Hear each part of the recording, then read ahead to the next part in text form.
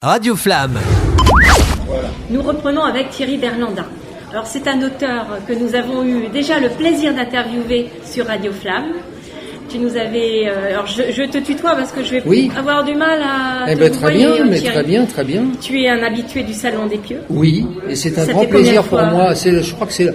Alors je suis pas le type à compter les salons, mais ça doit être la 5e, je dirais. Ah, quand même. Ouais. La 5e fois. 4 ou 5, oui. Oui, donc un habitué du Salon des Pieux.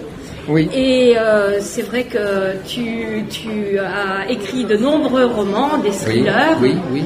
qui ont un succès retentissant. Alors le dernier, celui qui a super marché. Celui-là a très très bien marché, oui. Il est de 2020, fin 2020, il a fait sa carrière en 2021. Déviation Nord. Et il s'est pas terminé, Déviation Nord, oui. Qui est un thriller qui se déroule dans le Morvan, dans la forêt enneigée du Morvan. C'est glacial. C'est glacial et brûlant par d'autres aspects. Oui, sanguin aussi, on peut dire. Oui. Il y a un peu un bon mélange, un bon thriller. Ah, mais c'est un vrai thriller. Ouais, carrément. J'ai une question parce que je à chaque fois, sur vos romans et beaucoup de romans, vous choisissez particulièrement bien la photo de couverture. C'est vous qui la choisissez? Non, pas du tout. Non, là, j'y suis absolument pour rien. Je ne m'attribue aucun mérite à ce sujet. Marge Noire, c'est la collection et l'éditeur, c'est Deboré. Et donc, c'est un spécialiste des couvertures qui s'occupe de ça et qui le fait très bien, mieux que je ne saurais faire. Oui, parce que c'est vrai que c'est vraiment très important, c'est ce qui, des fois, déclenche... C'est déclencheur. Vous avez dit le bon mot, c'est ça. C'est déclencheur. Alors après, je pense que le bouche à oreille a vraiment fonctionné. Ah oui. Ça fonctionne. De toute façon, il n'y a que ça. Mais il n'y a que ça qui fonctionne. À la longue, les gens peuvent être impressionnés au départ, épatés par des accroches publicitaires, etc., conventionnelles. Mais à la fin, quand le livre est pas bon, il se vend pas. Ou alors pas longtemps. Et puis, par contre, quand le livre plaît, ça veut dire qu'il est bon dans mon cas, mais ça veut dire qu'il plaît en tout cas. Effectivement, il y a une diffusion qui se fait par le bouche à oreille et qui est encore la meilleure garantie de succès pour un livre. Et une fidélisation également des lecteurs, lectrices. Oui. J'ai vraiment un public, quoi. Donc c'est ça. Je suis heureux, ça me rend très heureux, bien sûr. Je vois sur cette table beaucoup de livres. Vous êtes prolifique quand même comme auteur. Oui, mais c'est parce que je suis vieux. Et donc, j'ai commencé ça veut dire quoi, ça? Donc c'est une illusion. J'ai commencé il y a longtemps. Non, mais je publie depuis une petite vingtaine d'années, un peu moins, 18, et je publie en règle générale un livre par an, peut-être parfois un peu plus même, parce qu'il y a des parutions de poche qui s'intercalent. Je ne dis pas de bêtises, tu étais professeur ou... Non, je n'ai pas été professeur. Non, c'est ma boulette. Non, mais par contre, j'ai donné des cours et des conférences, mais de manière exceptionnelle. D'accord. Et exceptionnelle au sens numérique du terme, pas au sens qualitatif. D'accord. Mais la précision est intéressante. Voilà. Non, mais ma formation est philosophique, ma compétence est philosophique, effectivement. Ah oui, la philosophie. Mais voilà. Et donc, ça m'a conduit à faire des thrillers dans lesquels il y a un mélange d'aventure et d'action, et quand même un fond de réflexion. Mais c'est pas des livres théoriques. Mais les personnages, sachant cela, tes personnages ont des fois des ambiguïtés et sont un peu dérangés. Dans l'affaire Creutzwald. Oui, mais même carrément cinglés pour certains. Voilà, je voulais pas le dire, mais si c'est toi qui le dis, je suis d'accord. Pour certains, ils le sont. D'autres sauvent la mise. C'est vrai que pour tuer aussi, il faut déjà avoir un des gènes. Oui, bien sûr. Oui. Et après, il faut savoir le traduire aussi en écriture, parce que c'est quand même pas simple. De toute façon, vous avez complètement raison. Un écrivain, c'est d'abord une écriture. Tout le reste, ça vient après. Si un écrivain sait pas écrire, c'est pas un écrivain, c'est tout. Et c'est quoi savoir écrire? C'est pas emmerder les gens en leur racontant des histoires à dormir debout, et c'est les intéresser, les faire vibrer, quoi. C'est ça un écrivain. Alors à partir du moment où on sait faire ça, on peut s'intituler écrivain. Après, les sujets qu'on choisit, la façon de les traiter, ça c'est chacun à sa façon. Alors il y a toujours du suspense.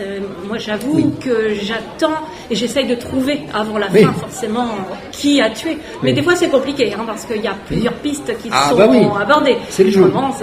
C'est un jeu de pistes si je veux dire. Oui.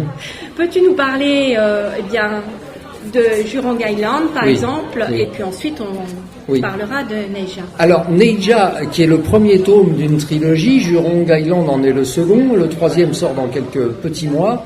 est ce qu'on appelle des techno-thrillers, c'est-à-dire en fait des romans qui s'approchent de ce que font des gens comme Robert Ludlum avec les Jason Bourne ou Tom Clancy avec les Jack Ryan, c'est-à-dire de vrais thrillers très oppressants, très percutants, mais qui ont toujours un fond, pour ces romans-là en tout cas, un fond technoscientifique ou géopolitique ou les deux. Là, par exemple, celui-là, on se transporte à Lagos au Nigeria et dans un monde complètement effondré où toutes les valeurs sont bousculées par les appétits de grands consortiums mondiaux, suivez mon regard, et spécialistes de la pharmacie d'ailleurs, et on est aussi dans cet univers-là à Singapour, à Jurong Island, qui est une presqu'île tout près de Singapour. Jurong Island existe? Oui, bien sûr. Oui, oui. Tu l'as visité?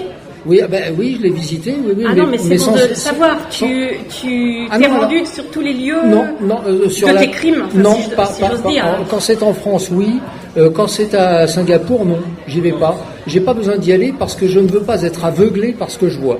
Je veux avoir avec des moments d'authentification par des tiers, si tu veux, mais je me documente très très longuement, très profondément, mais mes romans ne sont pas des guides touristiques. Ce sont des romans, vraiment, mais avec une véracité. C'est une fiction.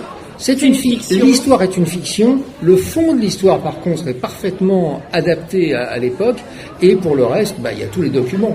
En fait, se documenter quand on écrit un roman, c'est vraiment pas le plus difficile. Hein. N'importe quel imbécile. C'est plus facile qu'il y a quelques années, avant Internet. Hein, n'importe qui peut se documenter. Non, le plus difficile quand on écrit un livre, c'est quand même d'écrire le livre. Que ce soit intéressant, intéressant. Je voudrais savoir, le Thierry Bernanda du dimanche midi, quand il lève sa fourchette à côté du rôti, est-il capable de faire un roman avec cette image? Alors, il pourrait, mais comme Thierry Bernanda est par ailleurs végétarien, il ne lève jamais sa fourchette à côté d'un rôti. Là, c'est la boulette de Richard. Mais non, j'en veux pas du tout. C'est très drôle. C'est très drôle. Non. C'est-à-dire que j'essaie quand même de sélectionner des sujets qui déjà m'intéressent. Donc le rôti par définition ne m'intéresse plus beaucoup. Non mais c'était avant que tu aurais dû dire ça. C'était avec Caroline, le rôti. C'est le chou en fait qui va vraiment faire une grande histoire. Mais ce qui est très drôle, j'ai l'habitude de répondre quand on m'interroge sur mon végétarisme. Je dis j'écris des thrillers plutôt sanglants et je suis par ailleurs complètement végétarien, donc ça intrigue. C'est un élément d'intrigue en plus. C'est vicieux. Non, moi je dis c'est vicieux. On va rester sur la cuisine sur le prochain roman, je pense. D'accord, chef, si j'ose dire en parlant de cuisine. Eh bien, merci beaucoup Thierry, c'était un plaisir. Avec joie. Merci beaucoup à vous deux. Avec toi. Une grande joie. Et je rappelle, Déviation Nord aux éditions de Boré. Et pour lire Thierry, vous avez également Neija et Jurong Island. Publié chez M+ Édition, qui est un éditeur que j'ai depuis peu, mais que j'aime beaucoup et avec qui je pense faire un travail excellent. Merci grâce encore, à lui. Thierry. Voilà. Allez, en tout cas, merci beaucoup. Merci. Radio Flamme.